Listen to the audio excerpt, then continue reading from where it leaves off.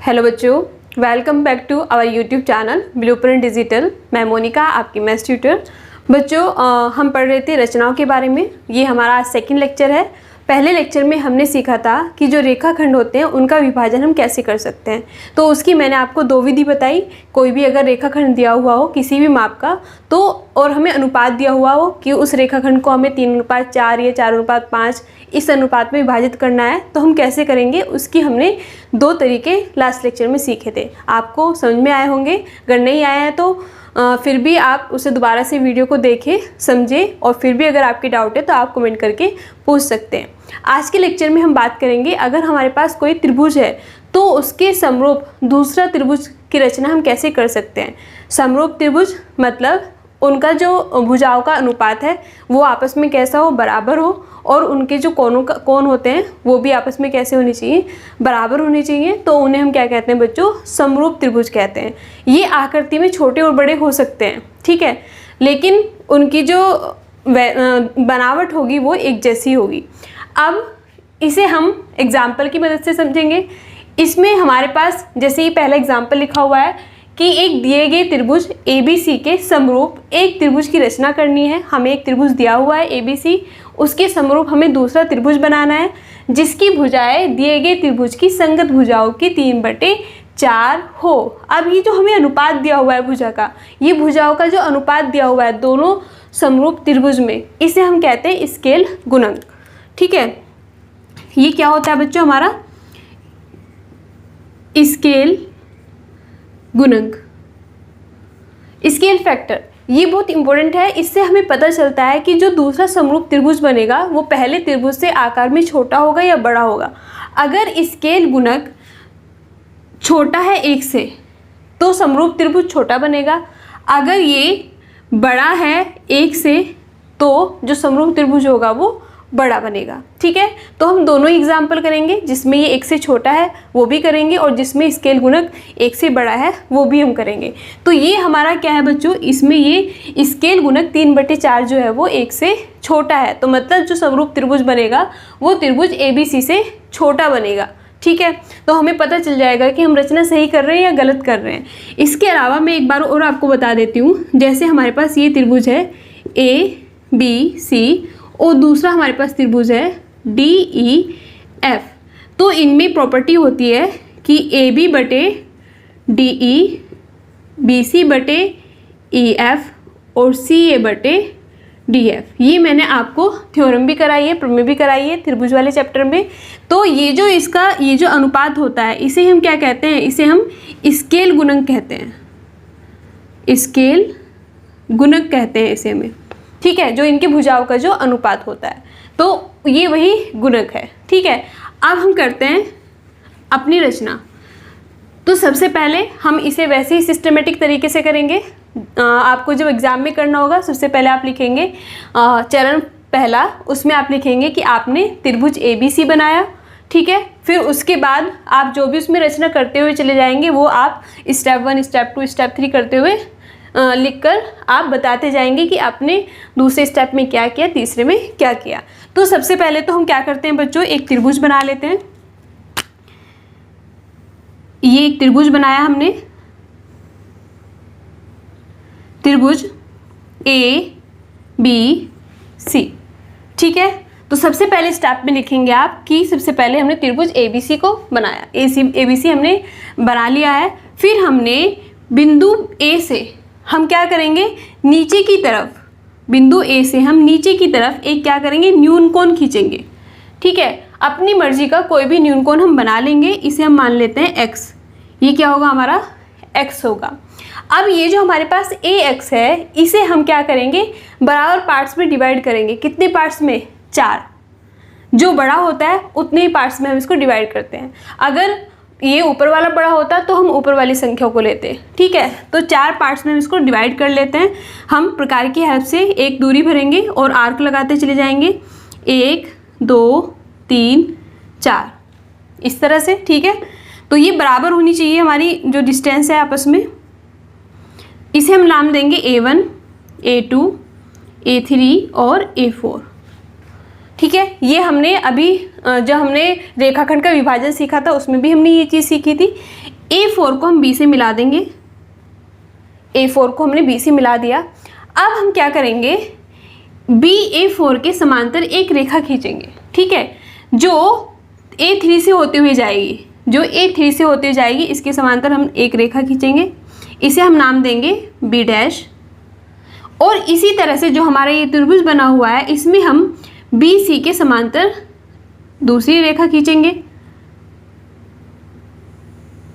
आप इसे स्केल की हेल्प से करेंगे, ठीक है, इसे हम नाम लेंगे C डैश। अब हमें जो ये त्रिभुज मिला है AB डैश C डैश, यही क्या होगा, ABC का समरूप त्रिभुज होगा, ठीक है।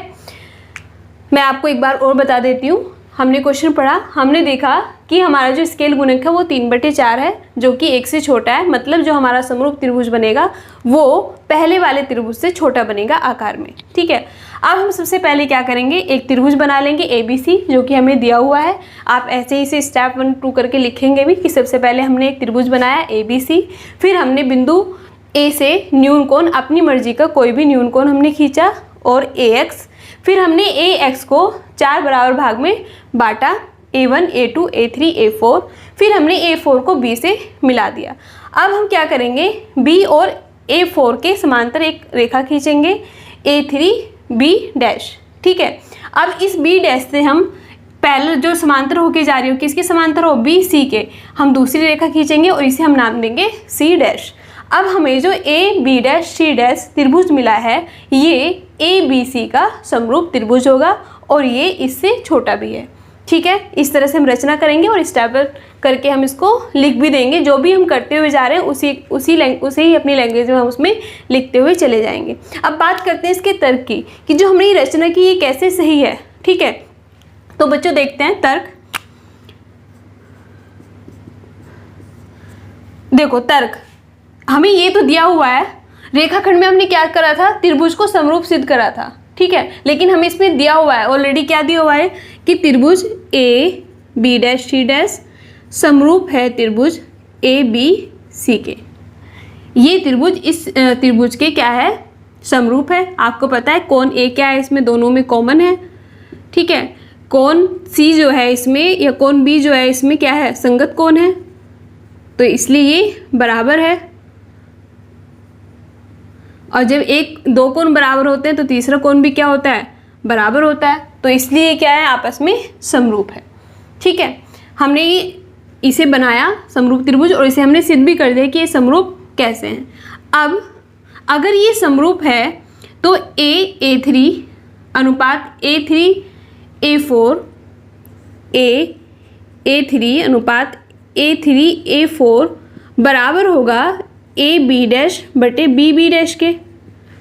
ये तो हम पहले भी सीख चुके हैं कि अगर हम इस तरह से समांतर रेखा खींचते हैं तो ये क्या होता है, हमारा ये जो बिंदु होता है ये इस रेखाखंड को अनुपात में विभाजित करता है, ठीक है। क्या अनुपात है हमारे पास, 4 और 3 का, मतलब ये 3 होगा और ये 1 होगा, ये पूरा 4 होगा और ये छोटा जो होगा वो 3 होगा। AB बड़े वाले त्रिभुज की भुजा है, AB डैश छोटे वाले त्रिभुज की भुजा है, ठीक है। या आप कैसे लिख सकते हैं, इसे इस तरह से लिख सकते हैं कि AB बटे AB डैश, क्योंकि समरूप त्रिभुज की भुजाओं का अनुपात बराबर होता है, तो AB को आप और ब्रेक करके लिख सकते हैं, कैसे, AB dash plus BB dash बटे AB डैश, इस तरह से, ठीक है। अब आप क्या करेंगे, इसे दोनों के अपोन में लिखेंगे, AB डैश बटे AB dash plus BB dash बटे AB डैश, ये कट गया तो ये हो गया 1, और BB डैश बटे AB डैश हमारा क्या होगा, BB डैश है हमारा 1, ठीक है। इसे हम उल्टा करके लिखेंगे, और AB डैश हमारे पास 3, 3 एकम 3 और 1 4 बटे 3, तो इसका उल्टा कितना होगा हमारे पास, इसका उल्टा होगा हमारे पास AB डैश बटे AB बराबर होगा 3:4। इस भुजा का अनुपात बटे बड़ी भुजा का अनुपात होगा 3/4 अनुपात में होगा, जो हमें दिया हुआ था, ठीक है बच्चों। तो हम इस तरह से क्या कर सकते हैं, समरूप त्रिभुज की रचना कर सकते हैं। अब हम इसका दूसरा एग्जाम्पल देखते हैं जिसमें स्केल गुणक जो होगा 1 से बड़ा होगा। बच्चों ये हमने दूसरा एग्जाम्पल लिया है। एक दिए गए त्रिभुज ABC के समरूप एक त्रिभुज की रचना कीजिए जिसकी भुजाएं दिए गए त्रिभुज की संगत भुजाओं की 5/3 हो। ये 5/3 क्या दिया हमें? स्केल गुणक दिया हुआ है। और ये स्केल गुणक जो है, स्केल गुणक क्या होता है? जो समरूप त्रिभुज होती है उनकी भुजाओं के अनुपात को हम स्केल गुणक कहते हैं। जब ये 1 से छोटा होता है तो जो समरूप त्रिभुज हम बनाते हैं वो छोटा बनता है पहले वाले त्रिभुज से। अगर ये 1 से बड़ा है तो जो अब हम दूसरा त्रिभुज बनाएंगे वो पहले वाले त्रिभुज से आकार में क्या होगा? बड़ा होगा। ठीक है, तो हम स्केल गुणक से ये पता कर सकते हैं कि जो त्रिभुज बनाएंगे हम समरूप त्रिभुज वो आकार में छोटा होगा या बड़ा होगा। अब करते हैं हम कैसे करेंगे। सबसे पहले हम स्टेप करके इसे लिखेंगे। जो भी हम रचना करते जाएंगे उसे स्टेप 1 स्टेप 2 करके हम लिखते भी जाएंगे। तो सबसे पहले हम बनाते हैं एक त्रिभुज, त्रिभुज ABC। सबसे पहले स्टेप में हमने क्या करा बच्चों? एक त्रिभुज बनाया ABC। ठीक है, आप इसे लिखेंगे ऐसे ही। फिर आप क्या करेंगे? बिंदु A को शीर्ष मानते हुए आप एक अपनी मर्जी का कोई भी न्यून कोण खींचेंगे। ठीक है, किसी भी माप का आप एक न्यून कोण खींचेंगे। फिर आप AX को कुछ बराबर पार्ट्स में डिवाइड करेंगे। आप कितने पार्ट्स में डिवाइड करेंगे ये आप देखेंगे स्केल गुणक से। तो इसमें जो भी बड़ा नंबर है वो 5 है, तो आप इसे 5 बराबर पार्ट्स में डिवाइड कर देंगे। प्रकार से आर्क लगाएंगे और बराबर आर्क लगाएंगे तो आपको बराबर डिस्टेंस मिल जाएगी। जैसे यहाँ से यहाँ तक 1 2 3 4 5, तो आप इसे नाम देंगे A1 A2 A3 A4 और A5। ठीक है, अब इस अनुपात में जो ये छोटी संख्या है 3, तो आप A3 को इस B बिंदु से मिला देंगे। A3 को आप इस B बिंदु से मिला देंगे। आप ये सब स्टेप करके लिखेंगे भी। ठीक है, अब आप क्या करेंगे? आप BA3 के समांतर एक रेखा खींचेंगे जो A5 से होकर जाएगी। ठीक है, तो जब आप इस तरह से एक समांतर रेखा खींचेंगे तो वो AB को जब हम आगे बढ़ाएंगे तो AB को कहीं टच करेगी, तो इसे हम बिंदु मान लेते हैं B'। ठीक है, सबसे पहले हमने इसे 5 बराबर पार्ट्स में डिवाइड करा। फिर इसमें जो ये हमारे अनुपात में छोटी संख्या है 3, यानी कि इसके 3 पार्ट्स हैं, यहाँ A3 को B से मिला दिया। फिर BA3 के समांतर हमने एक लाइन खींची जो A5 से होकर जा रही है, और ये आगे जब हम इसको बढ़ाएंगे तो AB को बढ़ाने पर आगे जो रेखा मतलब बढ़ेगी तो बढ़ी हुई रेखा पर ये एक दूसरे को टच करेंगे। इसे हमने बिंदु B' मान लिया। अब हम क्या करेंगे? BC के समांतर एक रेखा खींचेंगे। BC के समांतर एक रेखा खींचेंगे और वो AC को भी कहीं पर टच करेगी। जब हम इस रेखा को आगे मिलाएंगे तो इसे मान लेते हैं वो C' पर टच करती है। अब हमें एक त्रिभुज मिला है, कौन सा? AB'C', और ये ABC इस छोटे वाले त्रिभुज से क्या है? आकार में बड़ा है। तो AB'C' ABC का क्या है? एक समरूप त्रिभुज है, क्योंकि आकार में बड़ा है, क्योंकि इसका स्केल गुणक क्या है? वो 1 से बड़ा है। तो इस तरह से हम इसकी रचना करेंगे और उसे स्टेप 1 2 करके उसको लिख देंगे। ठीक है बच्चों, आपको लैंग्वेज लिखनी बहुत ज़रूरी है। जब आप लैंग्वेज लिखोगे एग्जाम में तभी आपको फुल मार्क्स मिलेंगे। आप नहीं लिखोगे, ऐसे ही बना दोगे तो आपको मार्क्स नहीं देगा। और आपको प्रॉपर स्केल, प्रकार, इन सब चीज़ों का यूज़ करके उसे बिल्कुल सही मेज़र लेके, सही से माप लेके तभी उसको बनाना है। ठीक है, तरीका आपका यही होगा जो मैं बता रही हूँ, लेकिन आपको जो आपकी स्केल्स वगैरह उनको यूज़ करके उसको बनाना है और स्टेप 1 2 करके उसको ज़रूर लिखना है। अब ये हमें मिला है, इसका तर्क हम हर रचना का तर्क भी दे रहे हैं कि जो हमने बनाई है वो सही है, क्यों सही है, तो इसका भी एक तर्क होगा। त्रिभुज ABC समरूप होगा त्रिभुज ABC' के। क्यों होगा? हमें इसे समरूप बना तो दिया हमने, लेकिन ये समरूप है या नहीं है इसके, तो होगा। देखो कोण A दोनों में कैसा है बच्चों? कॉमन है। ये कैसा है? उभयनिष्ठ कोण है। दोनों त्रिभुज में उभयनिष्ठ कोण है। दूसरा, ये कोण इस कोण के बराबर होगा, या आप ये भी कह सकते हैं कि ये कोण इस कोण के बराबर होगा। क्यों? क्योंकि ये समांतर कोण है। सॉरी, ये कैसे कोण है? संगत कोण है। संगत कोण क्या होते हैं? जब हमारे पास दो समांतर रेखाएं होती है और उसे कोई तिर्यक रेखा काटती है तो इस तरह से जो कोण बनते हैं उन्हें हम संगत कोण कहते हैं। ये भी संगत कोण है और ये भी संगत कोण है, तो इसलिए कोण बी भी बराबर होगा कोण बी डैश के और कोण सी बराबर होगा सी डैश के। या आपने दो भी बराबर दिखा दिए तो तीसरा क्या होगा? ऑटोमेटिक बराबर होगा, क्योंकि समरूप त्रिभुज में अगर समरूप त्रिभुज में दो कोण आपस में बराबर हैं तो तीसरा कोण भी उसके बराबर होगा। ठीक है, तो कोण हमने बराबर दिखा दिए। तो ए प्रॉपर्टी से, ए प्रॉपर्टी क्या होती है? कोण वाली जो प्रॉपर्टी होती है उससे हम कह सकते हैं कि त्रिभुज ए बी सी समरूप होगा त्रिभुज A B dash C dash के। अब ये इसके समरूप है तो ये किस अनुपात में कटा होगा? देखो ये हमारी रेखा है, इसे हमने आगे मिलाया तो हमें दूसरा त्रिभुज बना, तो ये 3 और 2 के अनुपात में होगा। ठीक है, कैसे होगा ये हम सिद्ध करते हैं। आप इसे कैसे लिख सकते हैं बच्चों? ये हमारे पास A3 बटे A5 है, ये छोटा त्रिभुज, ये बड़ा त्रिभुज, इस मतलब भुजाओं का अनुपात जो होता है आपस में बराबर होता है, तो आप लिख सकते हो AB बटे AB डैश। ठीक है, AB बटे AB डैश। पूरे AB को आप क्या, AB तो आपका ये AB डैश को आप क्या लिख सकते हो? AB plus BB dash. AB आपने ऐसे रहने दिया, AB प्लस BB डैश। ठीक है, अब इसे आप उल्टा कर लें, AB प्लस BB डैश बटे AB, दोनों के अपोन में करेंगे तो ये कट के 1 हो जाएगा, प्लस BB डैश बटे AB, मान रखेंगे 1 प्लस BB डैश है हमारे पास 2 और AB हमारे पास 3, 3 एकम 3 और 2 5 बटे 3। ठीक है, और यही हमें क्या करना था? लाना था। यही हमारा क्या था? 5 बटे 3 इसका स्केल गुणक था। तो इस तरह से हम तर्क देकर भी उसको सिद्ध कर सकते हैं जो हमने रचना की है। अभी तक हमने जो रेखाखंड है उसको विभाजित करना सीखा है। कैसे करेंगे? जो हम कर रहे हैं उसे स्टेप करके लिखना भी है, चरण 1, चरण 2, चरण 3 करके जो आप करते हुए जा रहे हैं रचना में वो सारी चीज़ें आपको लिखनी है।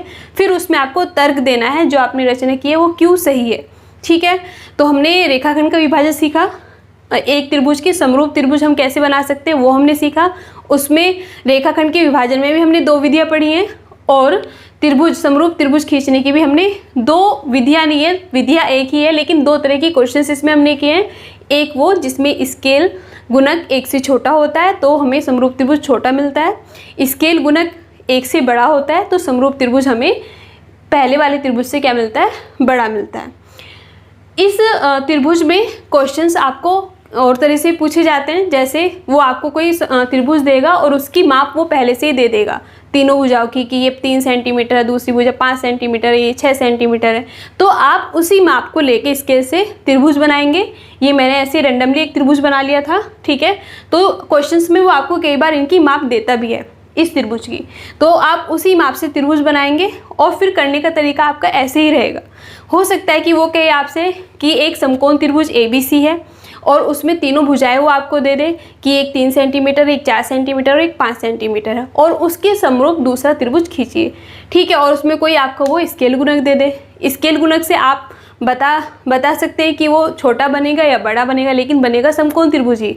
ठीक है, तो बस आप उसी मेजर से समकोण त्रिभुज बना लेंगे, फिर उसमें न्यून कोण आप ले लेंगे, उसे आप बराबर पार्ट्स में डिवाइड कर देंगे स्केल गुणक देख के, जो भी संख्या बड़ी होगी, फिर उन्हें आपस में मिला के समांतर रेखाएं खींचेंगे और दूसरी समांतर रेखाएं खींचेंगे तो आपको समरूप त्रिभुज मिल जाएगा। आज के लेक्चर में बच्चों हम इतना ही करते हैं। इसे आप दोबारा से समझें, अगर समझ में नहीं आ रहा तो दोबारा से वीडियो देखें, प्रैक्टिस करें, बुक्स में भी पढ़ें इसको और बना के देखें आप इसे। ठीक है, इसकी रचना करके देखें, कोई भी क्वेश्चन ले और उसको स्केल की प्रकार की हेल्प से बना के देखें तो और उसको मापे कि वो आपका सही आ रहा है या नहीं आ रहा है, और अपने इस पूरे फॉर्मेट को, तरीके को आप कहीं भी नोट डाउन कर लें। नेक्स्ट लेक्चर में हम बात करेंगे बच्चों कि अगर हमारे पास वृत्त है और वृत्त से कहीं बाहर से किसी बिंदु से स्पर्श रेखाएं खींची जाती है तो हम उसे कैसे खींचेंगे। आपको पता है कि अगर वृत्त के बाहर हम कोई बिंदु ले तो एक बिंदु से वृत्त पर ज़्यादा से ज़्यादा सिर्फ 2 ही स्पर्श रेखाएं खींची जा सकती है। तो ये हम सीखेंगे अपने नेक्स्ट लेक्चर में। वीडियो पसंद आए तो लाइक करें, दोस्तों के साथ शेयर करें, चैनल को सब्सक्राइब करें। Thank you.